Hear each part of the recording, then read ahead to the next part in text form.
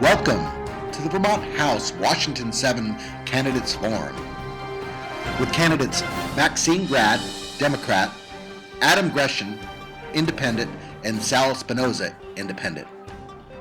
And tonight's moderator, Valley Reporter Editor, Lisa Loomis. Good evening. Thank you all for coming. We'd like to thank the Big Picture for hosting us and thank our candidates for running for office. I'm Lisa Loomis from the Valley Reporter, and I think we're ready to begin. We're going to start with opening statements from our three candidates, Maxine, Grad, Adam Greshin, and Sal Spinosa. And then I have prepared questions, and I'll also be taking questions from you. So, without further ado, Maxine. Great. Thank you. Thank you to Valley Reporter, to the Big Picture, Mad River Valley TV, all of you who are here and watching, and to Adam and Sal. I'm thrilled to run for re-election in this new district. For the past 12 years, I've had the honor of representing Moortown, Northfield, and Roxbury. This new district gives me the opportunity to represent my community. It's where I started my family, it's where I do business, it's where I call my home. I've lived in Moortown for nearly 30 years. I received my law degree and master's in environmental law from Vermont Law School. For the past 12 years, I've served on the House Judiciary Committee. I've been vice chair of the committee now for 10 years. I've provided leadership in enhancing Vermont's health and safety, promoting children and family issues, and supporting balanced growth and sustainability. What I've learned is that there is a face to every issue, and every issue has a story and many sides, and each side must have a voice at the table. So much of what I enjoy about this work is building relationships, being your voice, bringing it to the table, doing the people's work, giving the tools, the policies, the laws, information to help you and the community thrive. Thank you. Thank you, Maxine. Adam, you're up. Thank you, Lisa. And I am really delighted to be here tonight. And this is my third candidates forum. And the faces around me have changed, except for our ever-vigilant moderator, who could give Candy Crowley a run for her money, I'm sure. But I'm here tonight, and I was here at the prior two forums because, I'm really passionate about public policy. I really enjoy what I do, and I think I bring a strong sense of advocacy to the towns that I represent. So during my time in the legislature over the past 4 years, I served on the House Healthcare Committee, and then for the past 3 years on the House Ways and Means Committee, which is the tax writing committee. And I've been a consistent, strong advocate for a number of issues. Financial responsibility, learning to live within our means, and tax reform, consumer protection, and environmental stewardship. And the job of a legislator requires an ability to communicate both in writing and orally, and importantly, it requires an ability to listen. It's amazing, or maybe it's not amazing, how much you can learn just by listening to people. But the job also requires credibility. It does you no good to elect someone who is burning up the campaign trail and then cold as ice once he or she sets foot in the State House. And credibility is earned by advocating strongly, by mastering the details, holding to your core values, what you think is important, and then learning to compromise. And I think I bring those qualities to the State House, and that's why I'm interested in serving there, and I hope I can serve you. Sal. Thank you.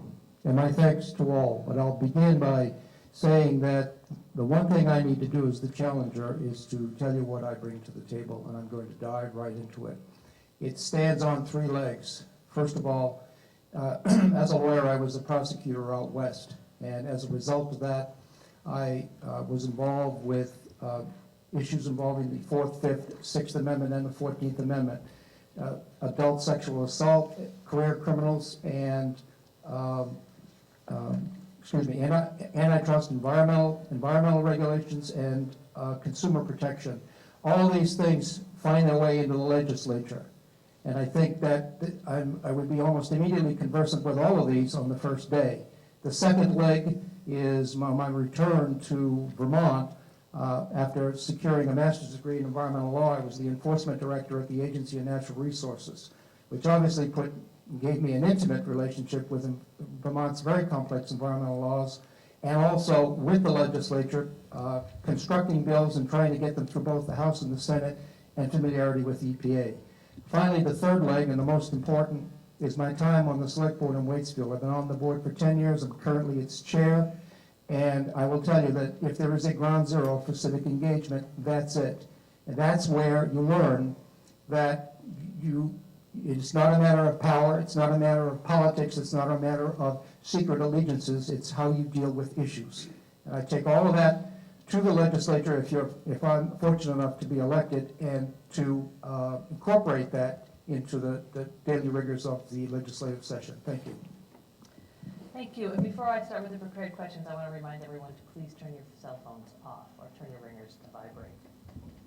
So the first question, do you support rebuilding the state offices in the former Vermont State Hospital that was damaged by Tropical Storm Irene? And I mean not just the hospital portion of the building, but rebuilding the state, returning all the state workers, or as many state workers as possible, to that facility. And we're starting with Adam. The short answer is yes, I do. There are many issues with the building which they're currently working in, not least of which is how much money the state will have to pay and how much money the federal government will have to pay. That's still being worked out.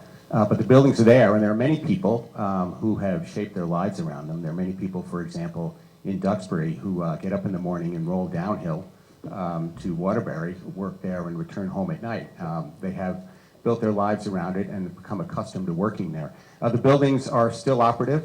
They do have some structural issues, but I think it's a good idea to take a look at what they are and take a look at what the required investment is and try to restore them.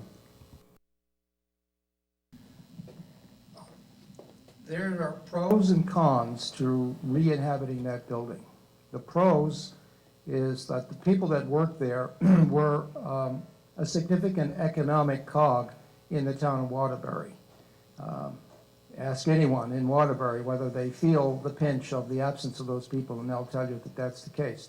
Second, many parts, I've actually looked into this, many parts of that building are in fact habitable, and I would certainly be in agreement with moving as many of the former institutions back into those buildings. The cons, and this is an important one, is that it's an old building, and at its base you've got laid up stone. They just finished tearing out the asbestos that lined the hallways where everyone walked just before Irene hit. So the question is whether or not this is a health hazard. And if it is a health hazard, and we're still waiting to hear on that, then the answer with respect to those portions of the structure is no. So the short answer is those that are inhabitable from a health perspective, yes. The others, no. Thank you. Maxine? Thank you. Yes, I do support rebuilding, but again, in a resilient and sensible way. So that means that unfortunately we can't rebuild every building, but we are on track to return approximately 900 workers to the buildings, and so I do support that. I supported that when I was in the legislature, but again, we need to mitigate for future floods and do the best that we can. Thank you. The second question, which we will start with, I told you this is the hardest part. We're going to start with Sal on the second question. You guys will be much better at keeping track of this than me. If FEMA does not fully fund the reconstruction of that complex, or if when FEMA reimburses other towns and cities for the cost of reconstructing projects, how do you propose to fill those gaps, those funding gaps? And I should have said fails to fund completely other projects in other towns. How should we fill those funding gaps? Do you think that was easy for me to say? I think I understand the question. Well, the state has available to a bonding capacity. And if you're going to rebuild and if you're going to reoccupy, you got to pay for it somehow, obviously. FEMA is still trying to decide what percentage they're going to pay, including what they might pay for that building. But however that turns out, any shortfall, I don't know that there's any other alternative other than to bond for it and make it an overall public expense. And that's unfortunate in this day and time, but if the decision is to reoccupy and the money isn't there, You don't have an alternative, it seems to me. Thank you. Maxine? Well, if FEMA decides not to fund, we're going to have some hard choices, and that's going to be in our budget process. And we always have hard choices, but I'm confident that we can make the right choices. We also have a wonderful congressional delegation here in the state of Vermont, and so I will advocate for us and for those folks in Waterbury and the state workers to see if we can get as much money as we can. So I think we need to take a cautious but a hopeful approach. Thanks. Adam? Yeah, I guess it depends on how much funding they ultimately do provide. If they provide no funding at all, we're talking about something like a $70 to $80 million shortfall, which is significant. And there is the capacity within the general fund to come up with some of those funds. But I think if the funding level is non-existent, I think we would have a great deal of problems rebuilding that building. I don't think we would want nor have the taxing power to do it ourselves. So we have current locations for state workers. I think we could make a start at rehabilitating the buildings that are the easiest to do. And then I think we'd have to make some hard choices about where we put the workers ultimately. Thank you. Let's talk about climate change. How about? What strategies would you suggest and implement to prevent future damage and loss from climate change and extreme weather in the Mad River watershed, valley, and in Vermont? And Maxine, you're first. Well, I think we're already seeing some of those changes by the good work that many of you here and those of you who are watching in terms of building in a resilient and sustainable way. And so I would like to continue those efforts, the efforts of the planning district. Certainly, as on a statewide basis, we need to look at climate change throughout all agencies, and I know that the governor is beginning to do that. I think we need to look at our public transportation. That's something that is really lacking and something that I really support, and that's something that we sorely need here in this valley. I think we need to look at renewable energy, the role of renewables, not only here in the valley, but we really do need a statewide plan. Thank you, Maxine. Tom? I can think of three things off the top of my head. The first thing is boost the renewable energy and distributed energy within the state of Vermont. Vermont has taken more steps than many states, I would say most states, in boosting our renewable energy sector by creating renewable portfolio standards, and probably most importantly, creating the standard offer that pays above market rates for renewable power. But also a smaller scale at the local level. The PACE program that we have, I think is very important to encourage homeowners to provide better weatherization for their homes. That's Property Assessed Clean Energy, PACE. Which is terrific legislation. And also, clearly, we need to take steps towards greater public transportation. And I know that's very challenging in a rural state that we have, but the vast majority of carbon that we put into the atmosphere comes out of the tailpipe of our car. Thank you, Adam. Sal? I believe there is both a long-term plan and some short-term ideas. The long-term plan is very clear for me, and that is that we need to have all hands on deck to develop alternative energy production. Climate change is a function of carbon dioxide and methane and other gases that are blanketing the planet. And if we can get to the sources, we can help to turn that around. This will take decades. That's long range. Short range, no new buildings in the floodplain along the rivers, number one. Stream bank work that encompasses scientifically cordoned off sections of a river, not just to armor a corner where the river seems to head, but to actually do this in a scientifically sound manner, and also to keep free and build. They actually can build new floodplains to allow the river to release its excess energy during these rather exotic weather events. Thank you. Recently, Governor Shumlin and his challenger, Randy Brock, both said that Vermont's water quality, especially in Lake Champlain, is getting worse, and that the problem is larger than the state's ability to address it. Do you agree with that? What would you do to protect the water quality in Vermont's lakes and rivers? And that starts with you, Adam. I think I read recently that cost estimates to clean up Lake Champlain from phosphorus are somewhere in the line of $400 million to $800 million. I think it's clear that we have a problem.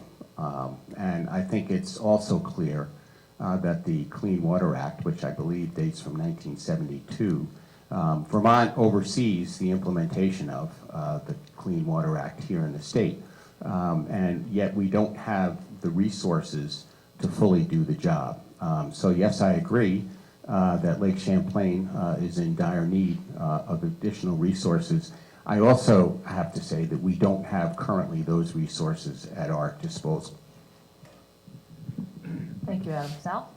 I'm going to overlook the issue of resources. It's dangerous to do that, I understand it, but the fact of the matter is that EPA has been dissatisfied with the TMDL that the state has erected for Lake Champlain, total maximum daily load. We are currently waiting, as a result, for EPA to tell us what that TMDL is. Until we know what the total maximum daily load to Lake Champlain is, we are not going to know what it is we need to do in order to achieve that TMDL.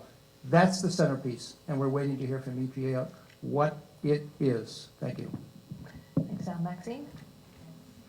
I believe the question was, do I agree? And yes, I do agree. And unfortunately, Irene and our other weather events put enormous pressure on the lake. I think we need to, as we have in the legislature, continue to work with our neighbors, especially in New York, and also work with our federal government, as well as continue to look at our stormwater regulations, how we regulate agriculture and our environmental laws, to make sure that we're doing the most to protect our lake.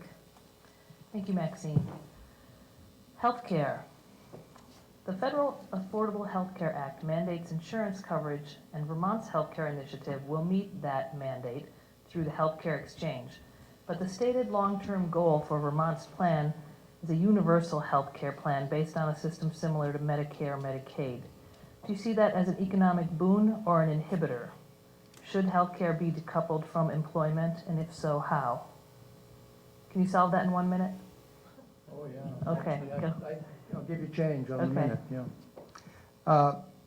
The second phase, which is Green Mountain Care, is not on the table yet. There's a lot of discussion that needs to occur. There's a lot of concern about its expense. But if I understand your question correctly, this is Governor Shumlin's, probably his central pet project. And I want to give him a chance to put this in play.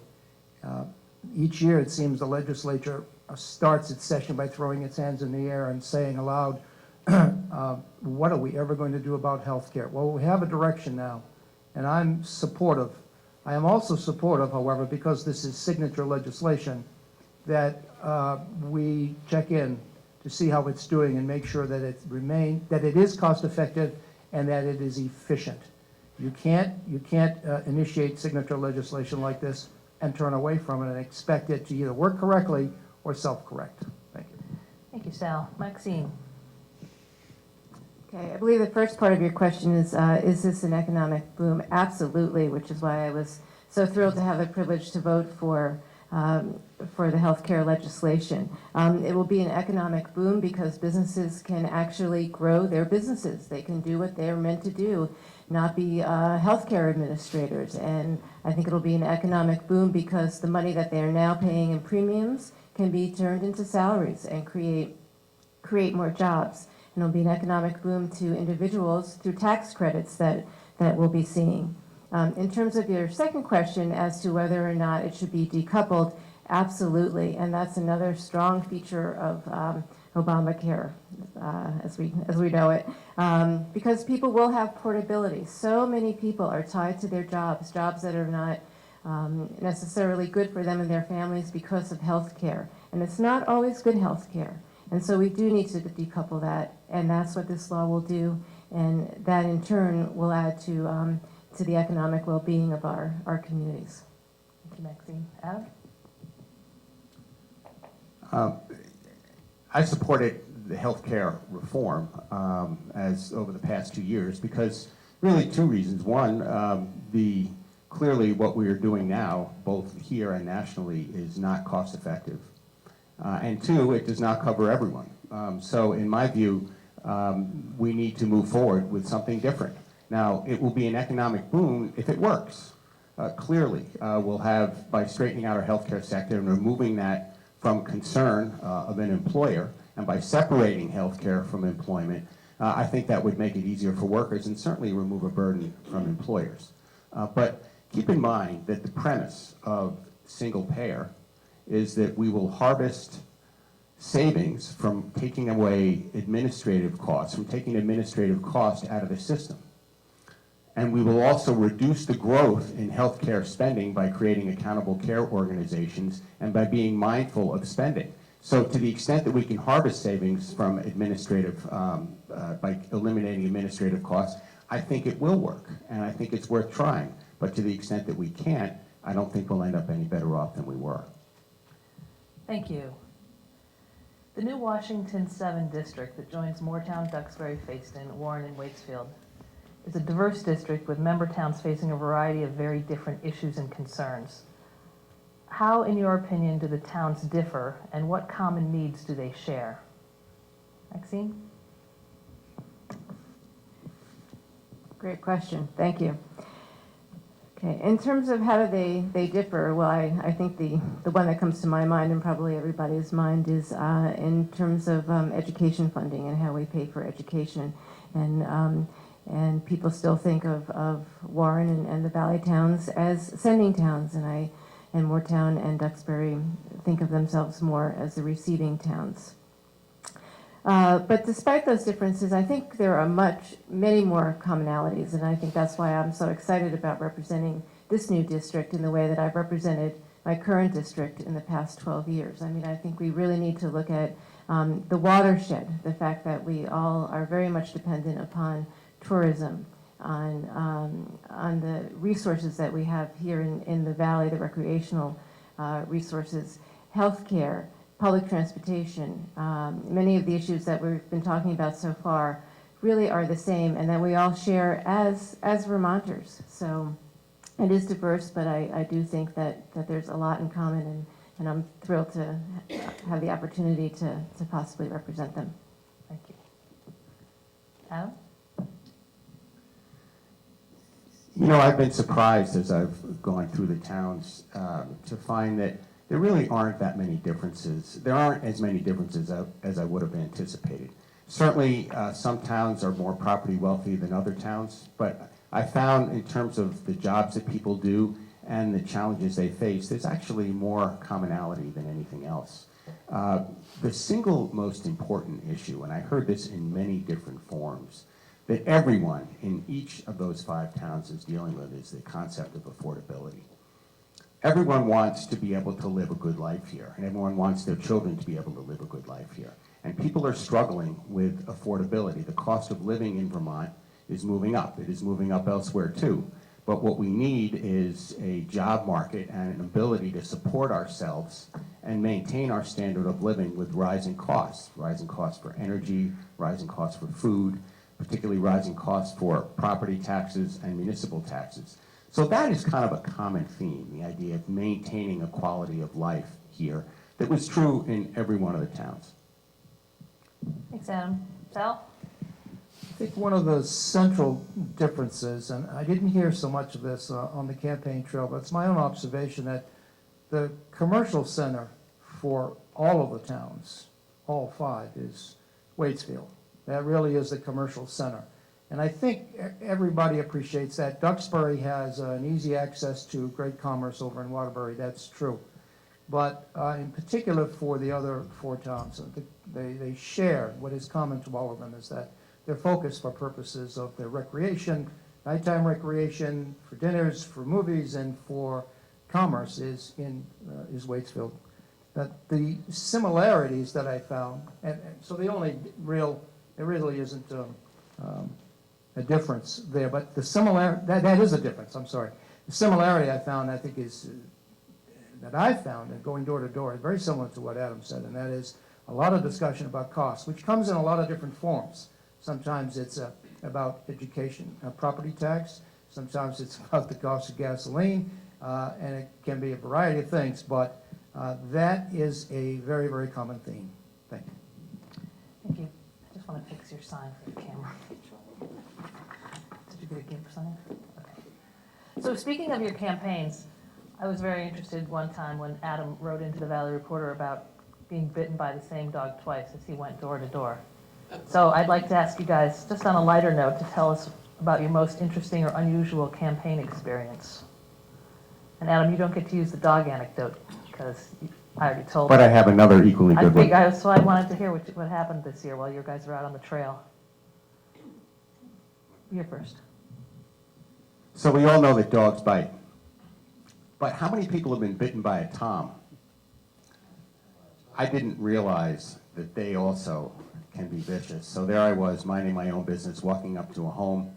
I won't tell you where, but it was somewhere in Moortown, when a number of fowl started circling around me, and there was a rather aggressive tom that got kind of close. And sure enough, when I turned my back to knock on my door and take care of speaking with people, he came up and bit me. So I must say, I've learned my lesson never to trust any animal with teeth or beak when I'm campaigning. Thank you, Sal. What happened out there? I want to meet this Tom with teeth, by the way. I'm not telling you which house, so you'll have the same. I don't know how light this is, but I wanted to mention that an issue came up repeatedly, and it was kind of unique.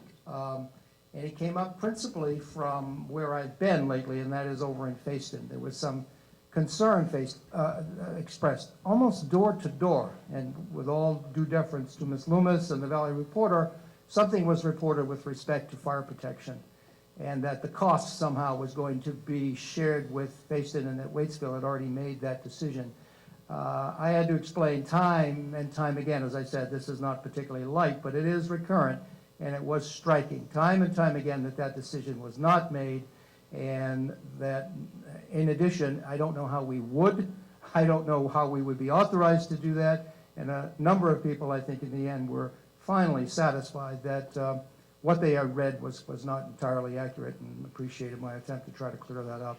I bring it up not because it's funny, but because it dogged me, if you will, for quite a number of days.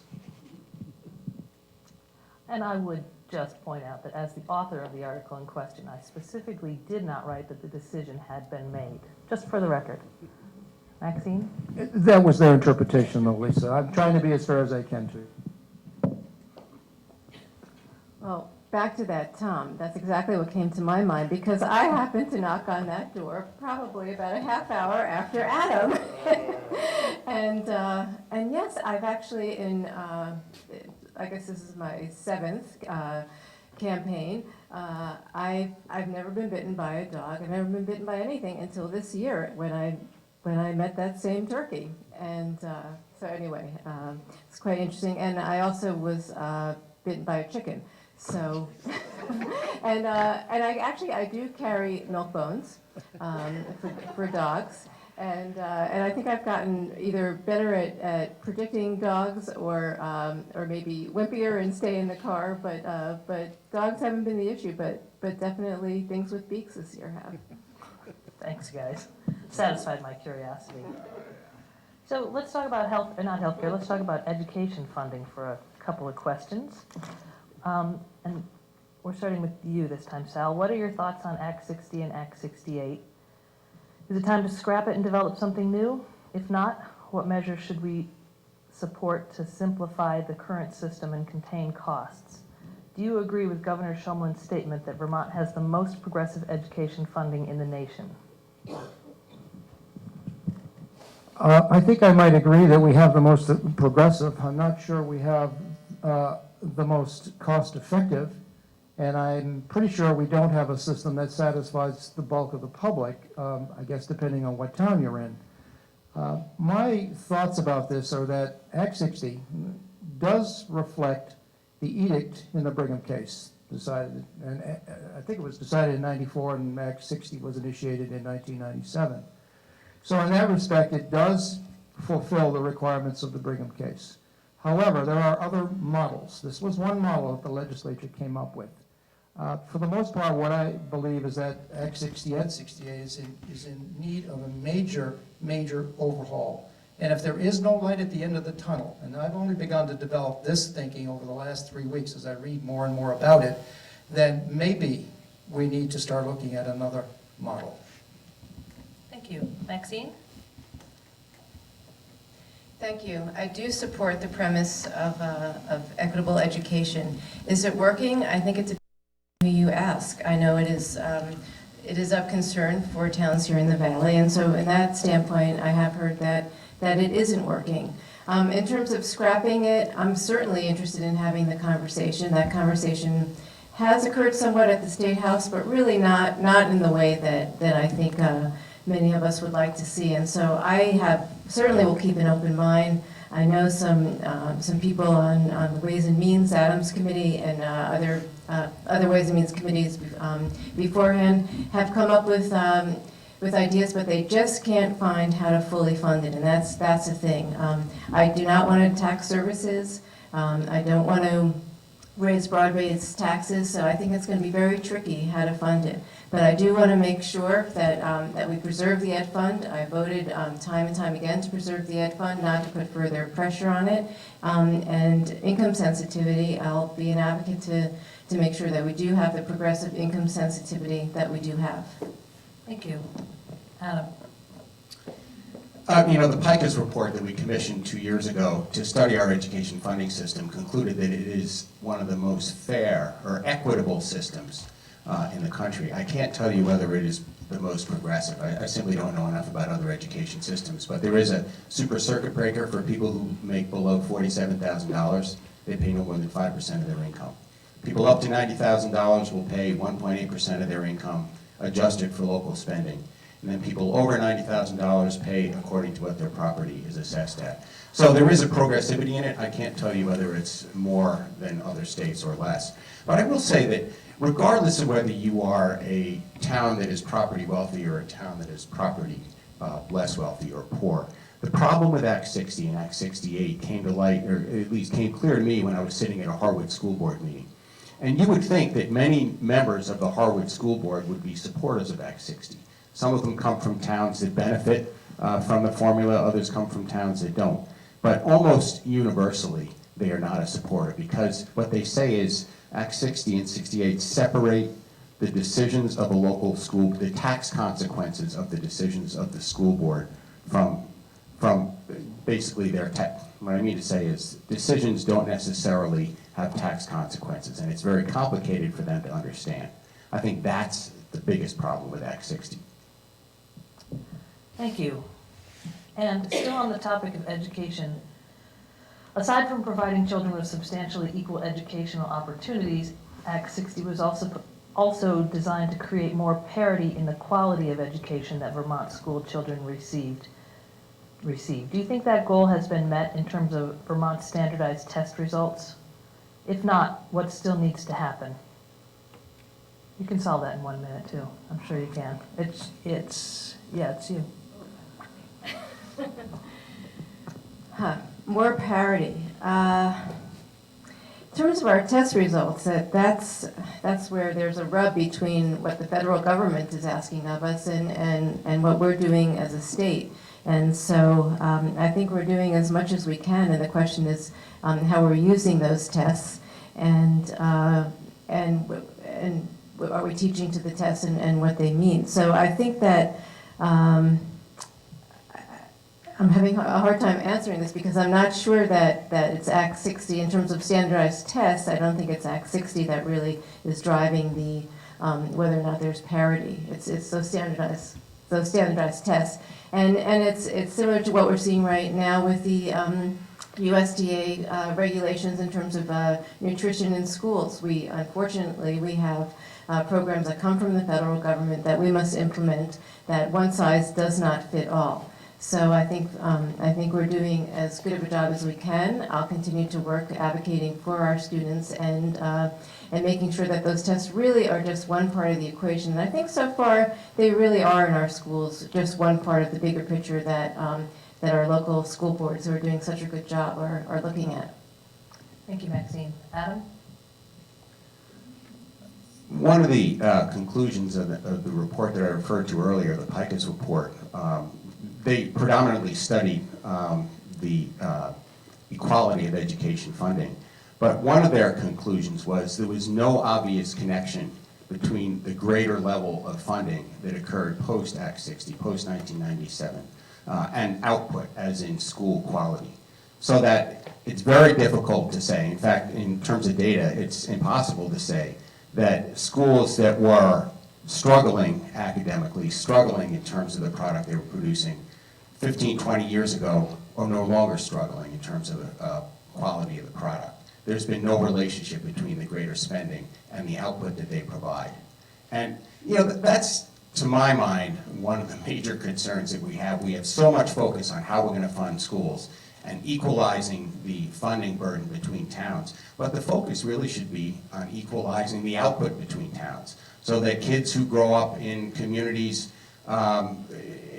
without property wealth should have the same educational achievement as kids who grow up in communities with. It's not all funding, it's output that ultimately we're concentrating on. Thanks, Adam. Sal? I don't know how much store to put in the testing results. They seem to be positive. What I've read is there's been an advancement in educational efficiency. Students are, in fact, testing better. 90% of them show improvement or graduating, I believe, from high school. Entry into college is much lower, I think lower than the national average, if I'm not mistaken. Whether or not this is I guess the best way to describe this is something I read in a number of reports, because I've asked myself this same question. What's Act 60 doing? Is it the cause? Is it or not? And the best summary I saw, and I'll stop with that summary, is that no one can say for sure whether the progress on the educational front is because of Act 60 or in spite of it. Thank you, Sal. Currently, Waitsfield's town plan has been rewritten to specifically prohibit commercial wind projects along high-elevation ridge lines, but adjoining Warren and Moortown have no similar provisions in their current town plans. Should the Mad River Valley's watershed and ridge lines be considered holistically when considering commercial wind installations, or per the governor's preference, should such installations be considered town by town, as is the current practice of the Vermont Public Service Board? Adam?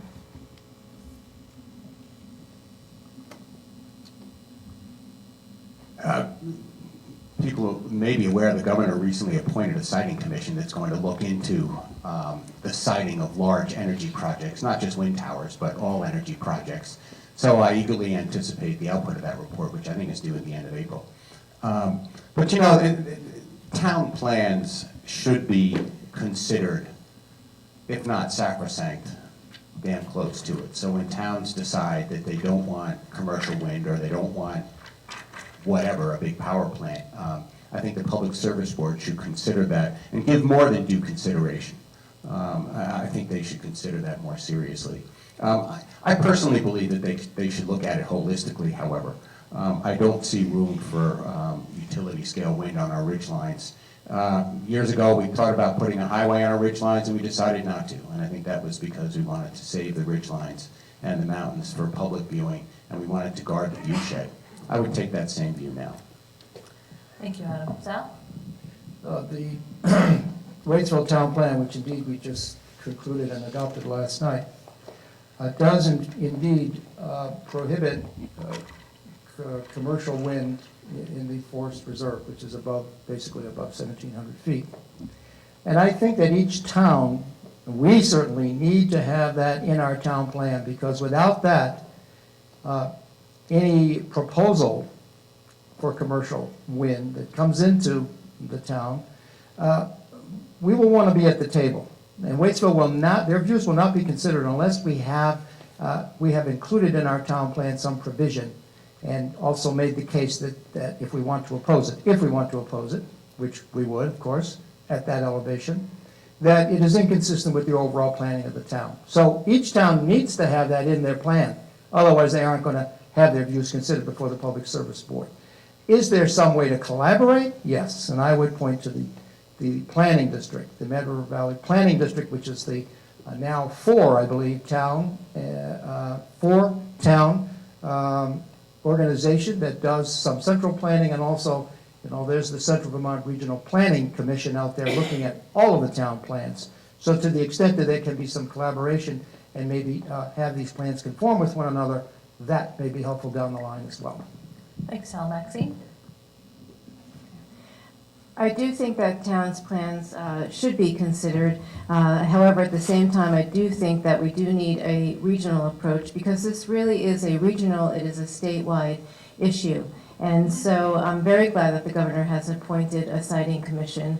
I do think that we'll see discussion around legislation looking at perhaps changing the jurisdiction of the Public Service Board, or what the Service Board does look at in terms of giving more weight to the town plans. I've heard talk about looking at Act 250. I know when I've spoken to people here, they're concerned about Act 250 and that there's not enough jurisdiction within Act 250 to look at these projects. So I do think we need to integrate all of this. I think our energy plan, our energy vision is a very, very important and serious issue.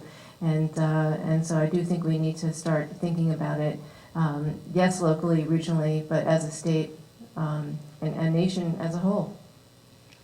Thank you. Okay, it's your turn. So I would like to take questions from the audience, and what I'd like you to do is please state your name and then ask your question, and I'm going to say the question back just so it gets recorded into the audio for the camera. Don't be shy. David? David Sellers. I stated your name for you. Thank you. I'm back to Waterbury. The town buildings, our watershed kind of ends up in Waterbury, which they claim to have been the crossroads, recreational crossroads of Vermont. And I personally think the Irene catastrophe was a godsend. That gave an opportunity for those buildings, some of them very historic, to be available for other uses. And I think that, I'm not trying to ask you guys whether you agree with this, but what, in terms of jobs, it appears to be important nationwide that we need jobs, and the opportunity for incubator spaces where young people can start new companies needs to have a place. It could be Waterbury. We talked to the head of the Vermont Arts Council. They don't have a gallery, a state gallery. Why not a recreational crossroads?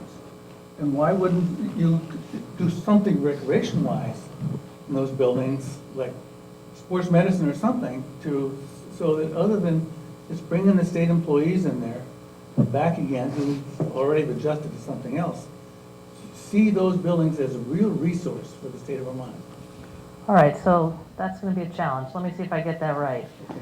You're asking, David Sellers' question is asking the candidates whether they think a more appropriate or an also as appropriate use for the state office buildings in Montpelier would be business incubator space, arts incubator space, and some sort of recreational incubator space.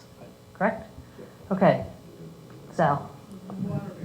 In Waterbury. Did I not say Waterbury? Hospital buildings. Yeah. Oh, sorry, in Waterbury. David, I don't have any quarrel with that kind of an option. I think when Lisa asked the question, she was just talking about reoccupation generally, and it wasn't specified, as I recall. Maybe it was, but I know I was thinking in terms of reoccupation, state workers, but if there are alternative opportunities such as those that you've described, those are equally in play as well. My only limitation, the only limitation about the reuse of those buildings, I do have some concern about the cost, are the health concerns, because that's what I hear. It may be dangerous to be in some of those buildings, and I can't abide by opening up the doors to any section of that complex that could be a threat to anyone's health. Beyond that, whether it's state workers or art galleries or whatever it might be, I'd be open to all of those uses. And I do understand that some of those buildings have their own independent historical significance, so that would actually dovetail nicely with some of your ideas. Thanks, Sal. Maxine? Okay, thank you, David.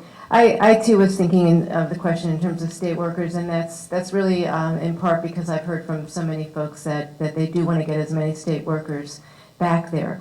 But certainly in terms of other uses, I support the arts and incubators. I know there's a new one in Montpelier. We certainly have a very exciting hub here in the Valley. So those are all good models that if they could work there, certainly that would be something I would be in favor for. But I do think we need to take care of our workers because they are having a very hard time being relocated, and I know it's really putting a lot of stress on the families. I liked your first point about that Irene was a godsend in terms of Waterbury, and I think it was a godsend in terms of making us face the issue of what to do about our state hospital.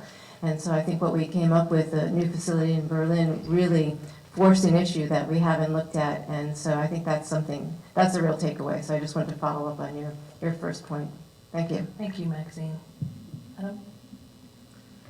You know, this may not be fair because I happened to be sitting in the room when you and I believe Mac came to give your rendition or your recommendation for what to do with the Waterbury office complex, and I believe it included the potential for attracting the Winter Olympic Games. So, you know, and in a sense, that was, I think, when you think about it, you think, that's got to be crazy. But the more you think about it, the more you realize there isn't a lot of potential in that location. Transportation goes right there. It's right near the state capitol for critical mass. It's not far from Burlington. So, you know, as a business incubator, absolutely. I mean, we already have 2 world-class businesses there and many, many small businesses. So, you know, from an infrastructure standpoint, I think it has what it takes. And I don't frankly look at it as displacing public sector workers. I think it should be additive. So I think it's a great idea. Thank you, Adam. Who's next out there with a question? Jim Layton? I am Jim Layton, and I know we are all suffering horribly from a dearth of political discussion. And so let me launch into it. We are facing 3 candidates. Maxine is running on the Democratic ticket, and both Adam and Sal have chosen to have an I for independent after their names. Why? Great question. The question is, from Jim Layton, why have you chosen the party affiliation or that you've chosen? And that starts with you, Maxine. It's funny because I guess I just grew up a Democrat. My parents were always concerned about helping people, and I think Democrats, for them, it really comes down to what is the role of government. And I think that I support a government that helps people, that helps our most vulnerable. And so I've been honored to serve as a Democrat in our House, promoting policies such as income sensitivity, such as health care, such as helping our crime victims, and really helping people get on their feet, getting the training, getting the education, getting the health care, getting what they need so they can thrive and they can be the best in their community. Thanks, Maxine. Adam? Thank you, Jim. You know, I chose to be an independent largely because I didn't think I needed a political party affiliation to define what I think is important for the state of Vermont and to define me.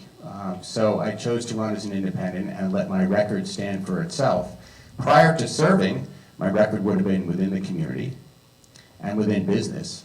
And then once in the State House, my record would be what I advocated for and how I voted. So I chose not to be defined by a political party and instead to reach out and define myself. And I think it's been advantageous.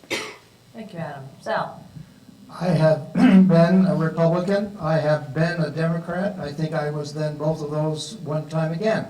I have been an independent, and my wife said to me, why don't you just be true to yourself? And the light went on immediately thereafter. I feel I am an independent. Independent for me is another way of describing someone who is a centrist. And a centrist is what I want to be. It's the opposite of what we see in Washington. And that's a big impact on me, watching how the line between Democrat and Republican has everything stalled. And if I need to put an I after my name and feel comfortable doing that, to be a centrist and to provide a balanced approach and to not start every discussion with whether or not you're a D or an R, but just get to the issues. That's the way I want to go. That's the way I travel here in Waitsfield, and that's the way I will continue to operate at the House. Thank you. Yes? Bobby. Oh, hi, Bobby. I want to go back to Waterbury for a minute, and I'm thinking about, efforts in the state to make healthcare more efficient and work better for more people. And I'm looking at it from an angle that healthcare involves transportation, it involves access to services, it involves some kind of central place to get services. I happen to serve in different capacities, but the mental health system, and I'm visiting elders in their home when they're homebound. But prior to that, I was working with chronically, seriously persistent mentally ill in the state. And I cover all of Washington County. And I'm wondering what kind of opportunities Waterbury might present us to become a crossroads, a hub. It's a pedestrian-friendly community. We could create now with our new district maybe a better transportation infrastructure. A lot of money goes into transporting people to appointments, whether it's elderly, mentally ill, or just people who can't afford transportation. A lot of the system goes into administrative costs.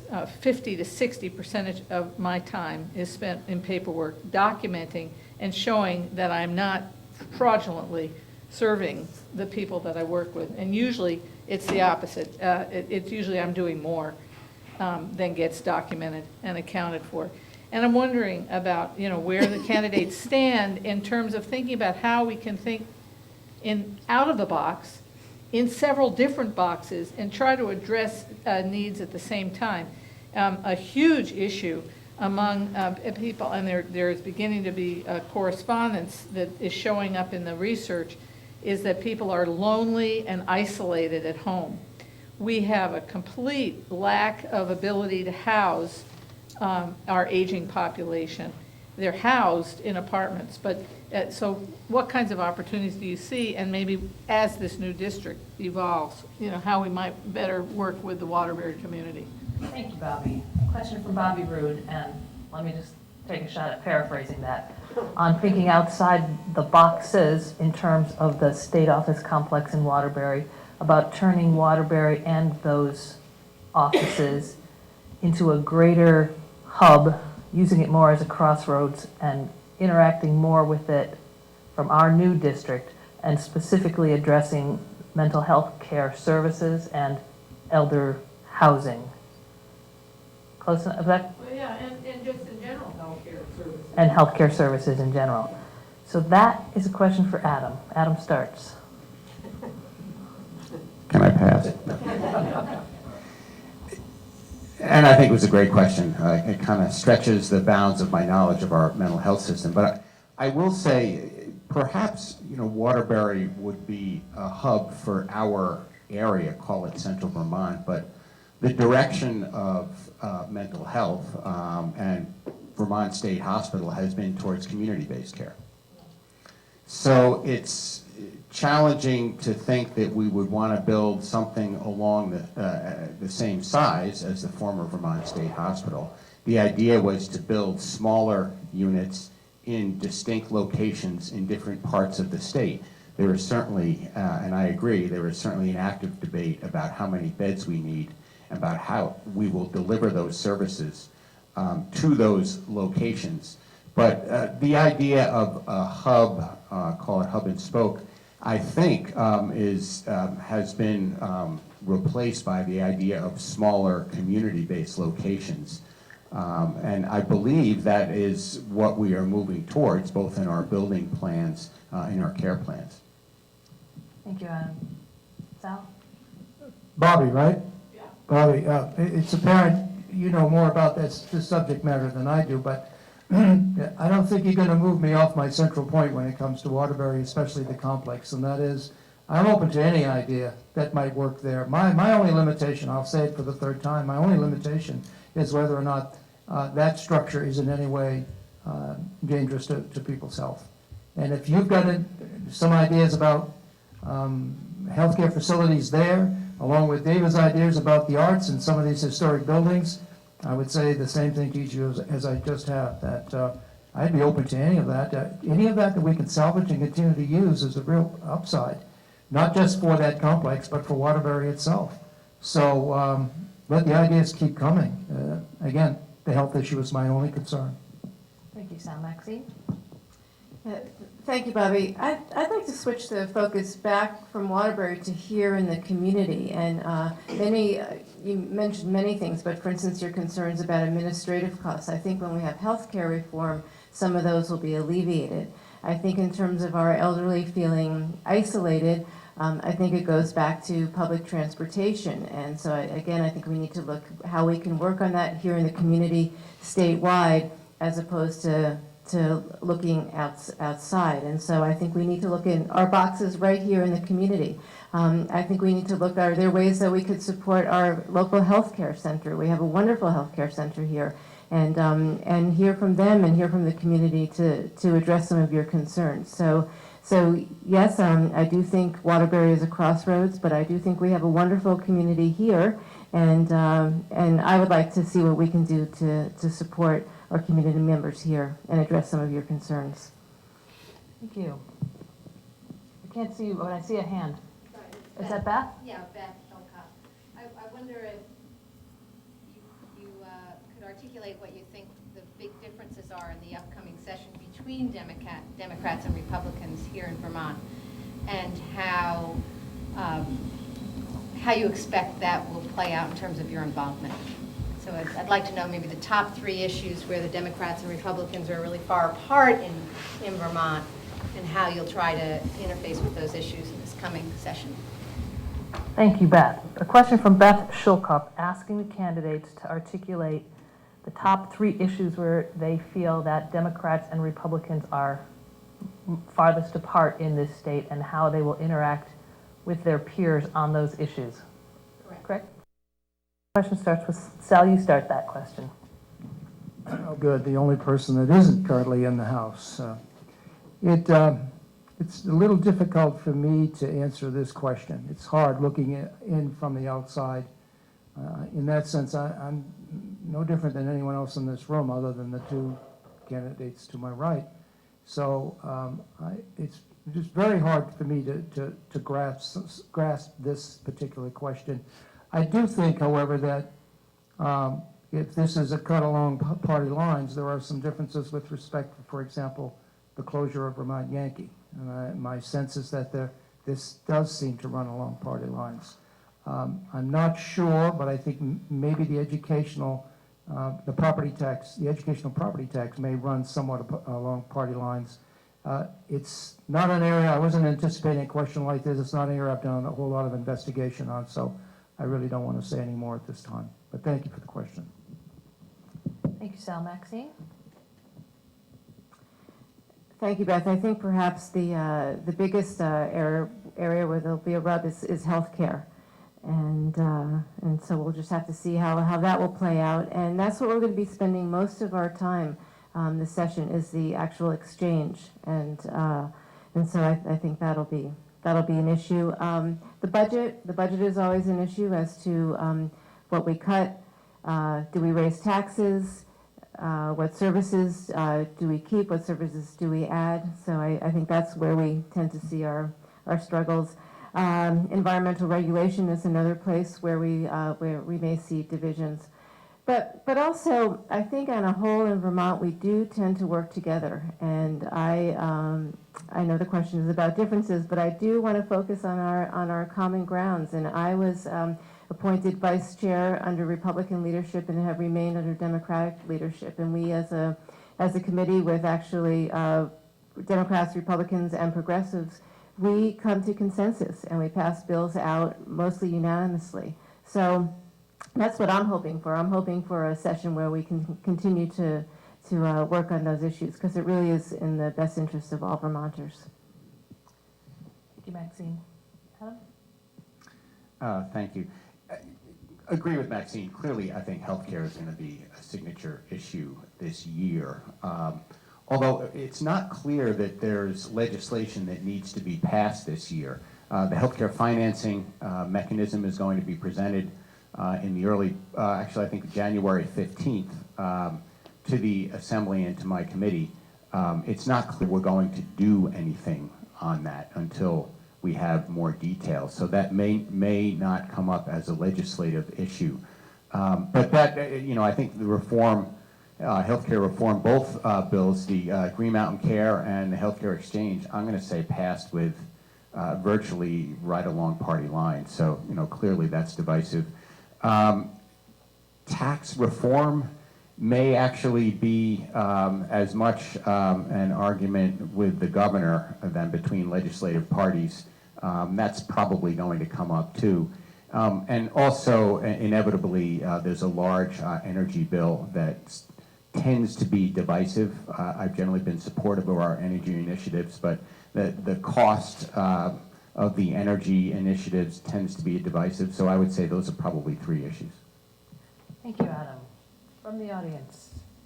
Eric, is that Eric? Yep. Go ahead. Eric Braxton. Yep. Good morning.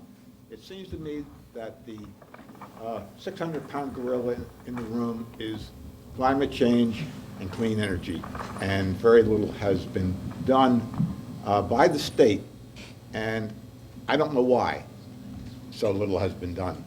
The PACE program that Adam brought up been rejected by the town of Warren. Even though Dottie and I spent a lot of time with them, they just blew us off. The state of Massachusetts has 300 plug-in stations for electric vehicles. Vermont has 3, and they don't even restrict the spaces to electric vehicles. It seems to me that the state should be doing much more on something that's not going to affect us, it's going to affect our grandchildren, and we seem to not care. Thank you, Eric. Eric Braxton's question is, why has the state done so little on climate change and clean energy? And would you like to know what they would do, or what they would do, how they would do more? Yes. I mean, they have a program, but it seems to me that it's all words and very little action. Whereas right here in the Med River Valley, people are doing something, but the state is not. You see all kinds of innovation to clean energy, but it's for people that have money that are doing it. And there is no money except for a PACE program, which the town of Warren doesn't care about. And I think more should be done, and I wonder why more should be done. Okay. Do you think more should be done? And what more would you do? Who gets to answer that first? Maxine. Oh, is it Adam? I thought it was me, but I'm happy to yield the chair it's to the member from Moortown if you'd like. It's possible I could have screwed up the order. It could have happened. I can go for it. When I saw you here, Eric, I knew that was the question you were going to ask. I think you asked the same question 2 years ago, and maybe 2 years before that too. But first of all, it's not really fair to blame the state for Warren's lack of adoption of the PACE program. I believe Waitsfield has adopted it. There are 23 towns in Vermont that do have it. So the state can show the water, but we can't bring the horse there to drink. I mean, it has to be town by town. But I think more importantly, we have done quite a few things to deal with climate change. I mentioned earlier the renewable portfolio standard, that we struggled with. Actually, the House passed a bill, the Senate eliminated it. But the big deal is standard offer. Standard offer, we boosted from 50 megawatts, which was a struggle, all the way up to, I think it ended up at 125 megawatts of power. Renewable energy will receive above market rates, locked in. That's a big deal. That's one of the largest standard offers of any state. We provided net metering legislation requiring power companies to deliver bills, not only to allow net metering, but also to deliver individual bills to solar co-ops or wind co-ops that might be set up. That's big. And the Clean Energy Development Fund, every single damn year it's a struggle to keep money in that fund. And we're about to lose the best customer, or I should say the best provider of money to that fund, and that would be Vermont Yankee. So we're trying vigilantly to replace the money that Vermont Yankee normally funds it. But, with that, net metering, standard offer, renewable portfolio standard, we've done, to be fair, there's always more we can do, but I think we've done our share. Thank you, Adam. Sal? Probably stray a little off your question, Eric, but this does prompt me to suggest that I'm very, very supportive of some brand new idea for Vermont. We have some, when you talk about climate change, to me, it's a symptom. It is a symptom, and I'll get to that in a second. I think of it this way: we need a new idea, and that idea for Vermont ought to be alternative power generation in every form, not just to implement it throughout the state, but to become leaders. Where the federal government maybe has stumbled a bit, maybe Vermont, which is much more nimble and full of ingenious people, might be able to take it forward. And I'm talking about an all-hands-on-deck approach to every element that we can get our hands around to move this forward in such a way that we teach it, we service it, we construct it, and the result of all that is that it will have a positive effect on the symptom of climate change. It will create jobs. It will put into better focus the nuclear question. It will help separate us from unstable regions of the world where we depend on fossil fuels. And guess what? Those of you, and I heard a lot of this on the campaign trail, who are wondering, what are you ever going to do about their kids that are just leaving home because there are no jobs here? Well, first of all kids leave home. But when they come back, to actually come back to not just good jobs, but good work. Thank you, Sal. Maxine? Thank you, Eric. I do agree that we can do more, and at the same time that we have done some good work. As I mentioned earlier, the governor does have a climate change cabinet, so that all agencies will need to be looking at climate change within their jurisdiction. We do have the renewable energy bill, and I'm sure we'll see more aspects of that. Our state cars, our fleet, we have a number of Priuses and hybrid vehicles, and biodiesel is being used in state vehicles, so I think that's very important. We're on track to close Vermont Yankee, which I think is also helpful. But I do think that we need to look at basic conservation and more efficiency and look at those programs.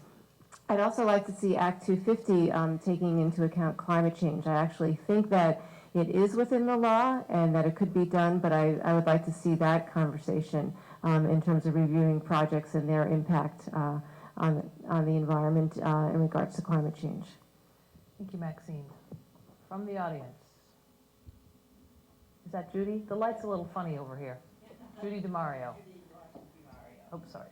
I had something on the State Hospital of Waterbury first, but I'll just mention something. Since I work in the big mansion that's the other side of the parking lot, I do the gardens there. I know how many cars are parked there, were parked there when it was in operation. The next flood, and there'll be more, the next flood, I don't know what would happen there because the water was, you can't have cars parked there. And I'm wondering, well, I'll let that go. One of the things that bothers me is that we're such a spoiled country, and people don't realize all of the little things that they could do to cut back on energy use and pollution. Mowing huge lawns is more polluting than driving your car. Standing with a refrigerator door open and going across the kitchen and doing something else and leaving the refrigerator door open. There are a whole lot of little things. I would love to see an education based on that. And can you see any way in which we could do that? I'd like to see it done as a nation. But do you see any possibilities here? Thank you, Judy. So if I get your question right, we are spoiled. And is there any sort of a component of our educational system that we can create which focuses specifically on saving energy and conservation? And so that question starts with Sal. Well, I think that kids in the elementary school that I've encountered know more about this than most of the adults I encounter. And that's, I'm not going to say that's a place to start. That's already started. And they really have it. I invite them every now and then to a little show that I run here in the Valley, and it's amazing how far ahead of where I was at that age, certainly, they are. But you're describing basically, Judy, the topic of conservation. As I once heard it said, it doesn't do any good to create alternative sources of energy and heat your home only to have it leak out the doors. So any of the programs that we talk about here that I've mentioned that involve the production of alternative energy have got to have, along with them, conservation plans. Now, conservation, that's a great word. The question is how do you get people to do it? And I don't know if there's tax incentives. Probably you can always drum up a tax incentive for just about anything, but education has got to be at the top of the list. And if we could get into the homes, the kind of information we're getting into the schools, I think that'll allow us to take a giant step forward. Children watch their parents very carefully. That's very important. Thank you, Sal. Thank you, Judy. Maxine? I do agree that there is quite a bit of education on conservation, but certainly there could be more. I think our schools are doing a good job at recycling and other forms of conservation. There have been lots of projects regarding light bulbs and changing lights in the gyms that the kids in the schools are very aware of, they're very proud of. We have local energy committees, but sure, there could be more education. And so often when we look at passing laws, we always think that a law is the ultimate remedy, and I think we forget, well, what about education? And there has to be that educational component, and sometimes that is the best way to bring about change. Thanks, Maxine. Adam? My son was here earlier, he left, but he could tell you that Harvard actually has a fair amount of energy education in its science classes. In fact, I remember working on a paper with him last year. So we are educating. UVM also has staked a claim to be one of the major research centers, I believe, in the Rubenstein School. So, I think Vermont can stake a claim in terms of education.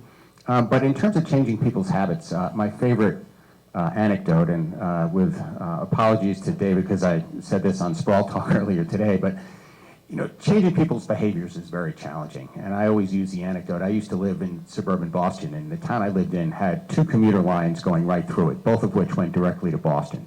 It was probably the best transportation town in Massachusetts, if not the world. And 90% or more of the people drove.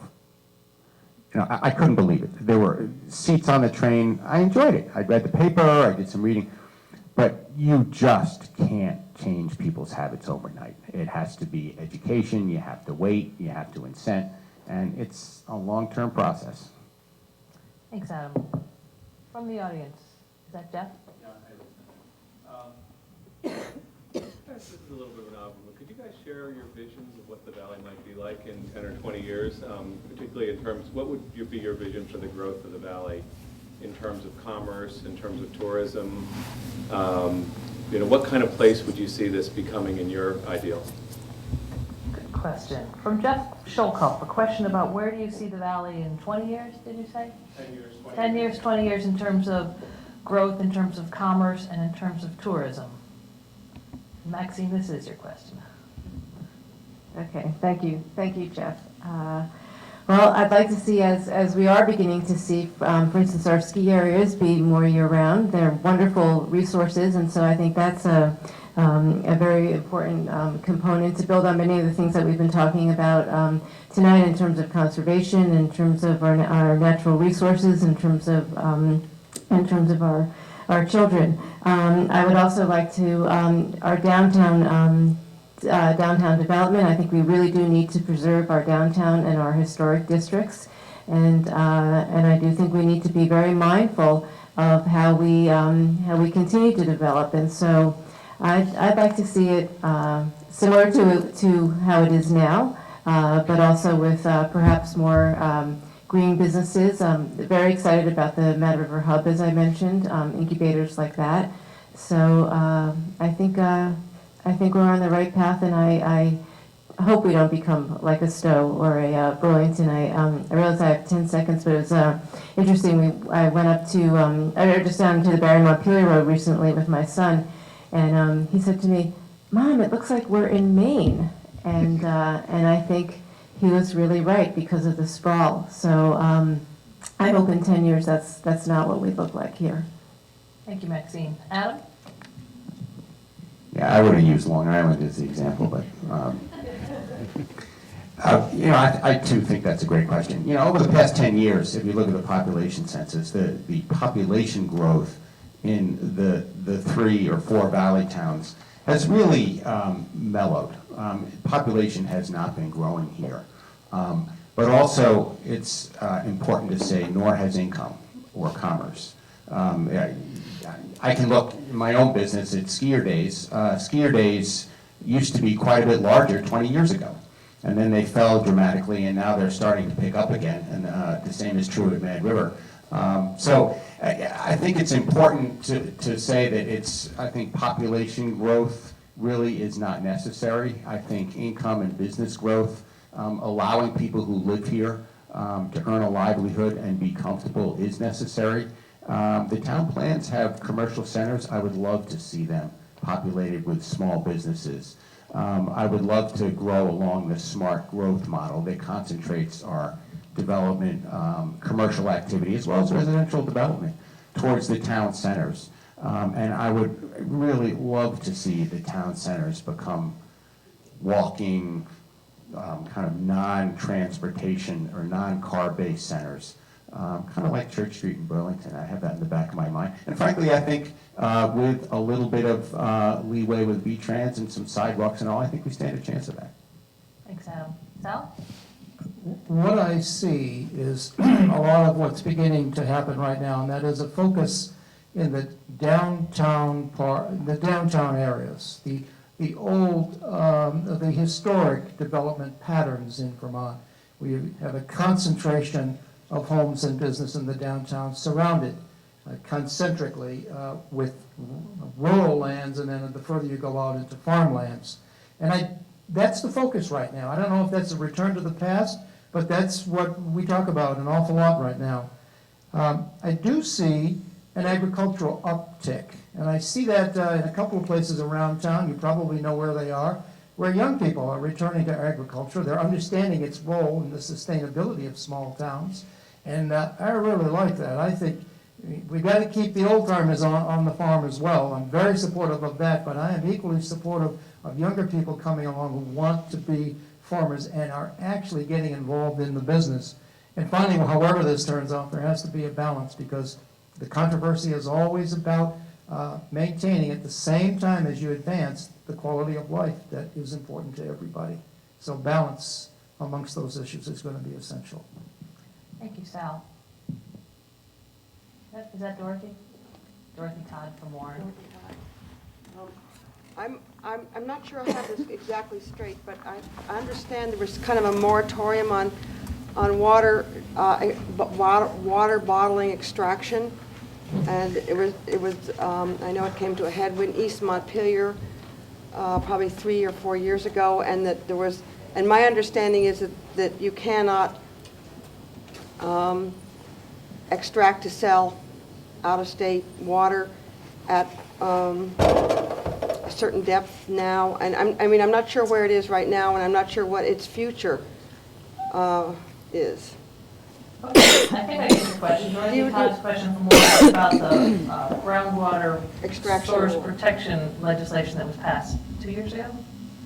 And you want to know the status of that legislation? My understanding was it was sort of a moratorium. Oh, what it meant for commercial extraction of Yeah, and groundwater. whether the moratorium is going to end in a couple of years, and what Okay. You want a status update on that? Okay. Status update on the ground, I don't remember exactly what it's called, ground source water protection. Yeah, And she wants to know specifically if there's a moratorium on commercial extraction of groundwater, and if so, how long the moratorium lasts, correct? Yeah, my understanding is that Vermont had very poor laws for groundwater extraction, and New York and New Hampshire companies were coming and just taking water, shipping it out. And so they put something in place that was just slowing the process down while Vermont got its act together, and they were trying to map out all the aquifers. And so I don't know whether the aquifers have been sufficiently mapped that it's about to come to a head again, or if any of you have any heads up on this. A status report.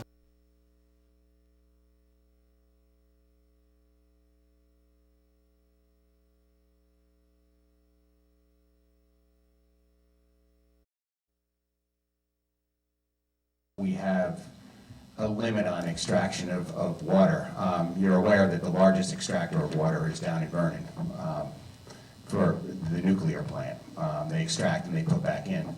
But the bigger issue has been actually, or at least where I've come across it, is we've debated the taxation of groundwater extraction.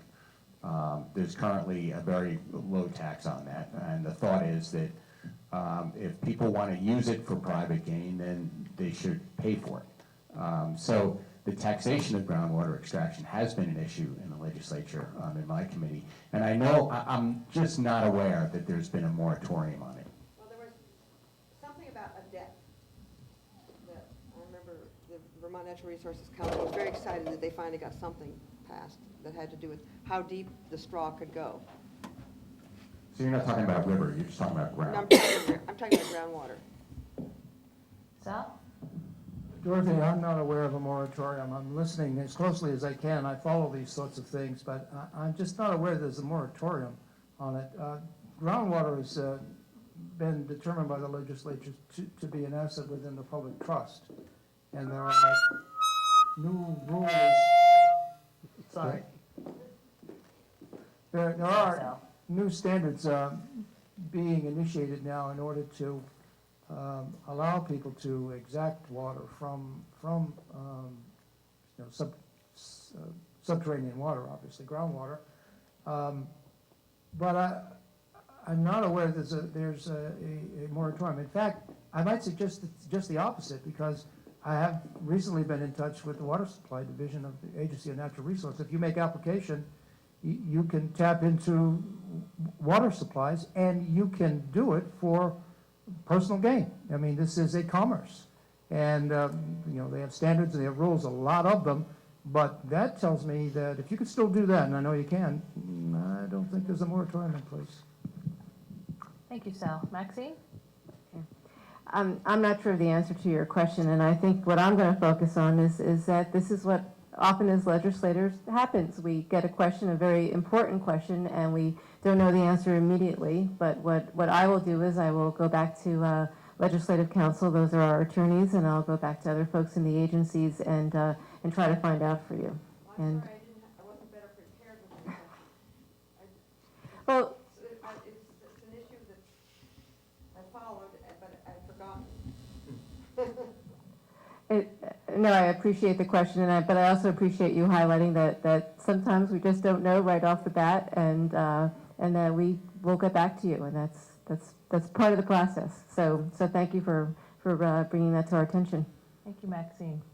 Who else out there has a question? Is that Carol Groom? Yes. I'm going to give it a shot anyway. I'm interested in this subject of Waitsfield having adopted in its town plan a provision that forbids development of wind turbines on the Northfield, I guess on both sides, on both ridges. It just seems to me like that industrial wind development has been proceeding willy-nilly in this state. We've got the purpose of the Public Service Board making the decision, largely, I mean, as far as I know, making it entirely, and which does not seem to me to be very democratic. And I'm just wondering if you could make an effort, or if you would support a moratorium for a while until they can come up with a better way of doing it besides the Public Service Board.